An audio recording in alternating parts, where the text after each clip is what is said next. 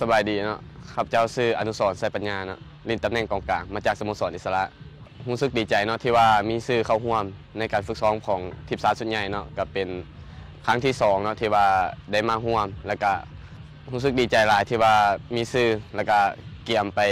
อุ่นเครื่องอยู่ที่ประเทศไทยอีกครั้งก่อนจะตัดรายชื่อ23คนสุดท้ายการฝึกซ้อมก็เข้มข้นถือว่านักหลายเนาะถือว่าการแข่งขันสูงเพราะว่าพวกเราก็อยากเป็น23คนสุดท้ายเนาะเพราะว่าจะแข่งขันในรายการมิซูมิซิครับนี้ผ่านการเก็บตัวมาประมาณ2เดือนก็ความฟอร์มก็รู้สึกว่าฟิตขึ้นหลายฟิตกว่าเก่าเนาะจากตอนที่แข่งลีกก็มีความเตรียมพร้อมก็ว่า 100% ละที่ว่าจะแข่งขันถ้าบ่ติดก็จะเก็บประสบการณ์นี้ก็เป็นเพื่อผลักดันให้ตัวเองพัฒนาหลายกว่าเก่าถ้าติดก็สิพยายามเฮ็ดผลงานออกมาให้ดีที่สุดก็อยากฝากถึงแฟนบ้านเนาะให้มารับชมรับเชียร์แล้วก็ช่วยเป็นกำลังใจให้ทีมชาติลาวเนาะที่ว่าจะมีการแข่งขันกับทีมชาติเวียดนามในวันที่21 เดือน 12 นี้